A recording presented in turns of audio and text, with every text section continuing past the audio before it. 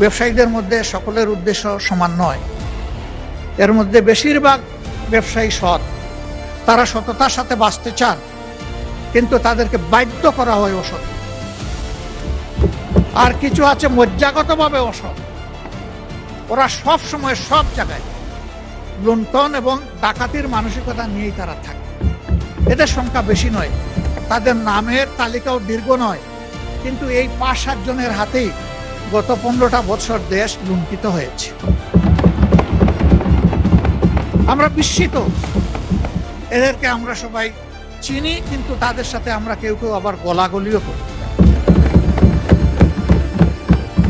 আজকে বাজেট ঘাটতি খুব বেশি নয়, আমরা সবাই বলছি আমাদের ২৮ লক্ষ কোটি টাকা ১৫.৫ বছরে বিদেশে লন্ডার করা হয়েছে, পাচার করা হয়েছে।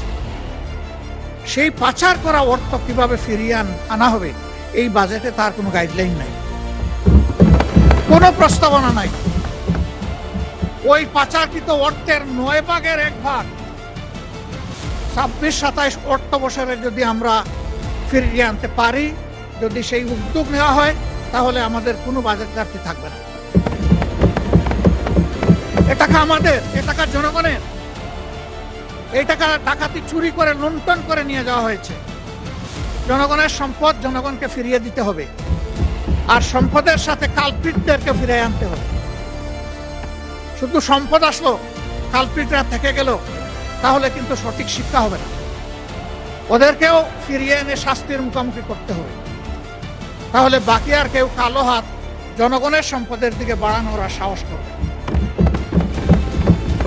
আর এই বিষয়টা যদি উপেক্ষা করা হয়, তাহলে আগামীতে এর চাইতে বড় ডাকাত তৈরি হবে। এবং এরা ধরে নেবে যে এই নিয়ে মিডিয়ায়, সংসদে একটু চিল্লাচিল্লি হবে, কথাবার্তা হবে, তারপরে সব মালিশ, আর কিছুই থাকবে না। এখানে আমরা দৃশ্যমান কার্যকর পদক্ষেপ দেখতে চাই। এর জন্য সংশ্লিষ্ট দেশসমূহের সাথে এমওইউ, চুক্তি যা করতে হয়, আইনগত সকল পথ খুলেই আগাতে হবে। কিন্তু এই গতিটা যেন হরিণের গতি হয়, কচ্ছপের গতি না হয়।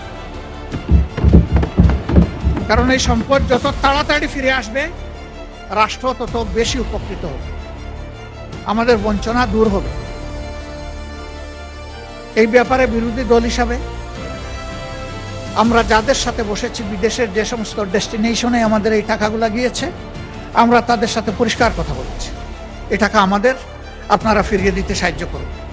আমাদের সরকার যদি উদ্যোগ নেয়, তাদেরকে আপনারা সহযোগিতা করুন। বিরোধী দল হিসাবে আরও যদি কিছু করার আমাদের থাকে বলবেন, সেটাও আমরা করব। আমরা দেশকে ভালোবাসি। সরকারি দল, বিরোধী দল বড় কথা নয়। এখান থেকে অনেকেই বলেছেন যে আপনারা এত সমালোচনা করেন, একদিন তো আপনারা সাইড বদল করে এখানেও আসতে পারেন। আল্লাহ ভালো জানেন। তুতিল মুলকা মান তাশা ওয়া তানজিউল মুলকা মিম্মান তাশা। আল্লাহ ভালো জানেন ক্ষমতার পালা বদল কখন হবে, কারে দিয়ে হবে, কিভাবে হবে, তবে হবে, এটাই কথা।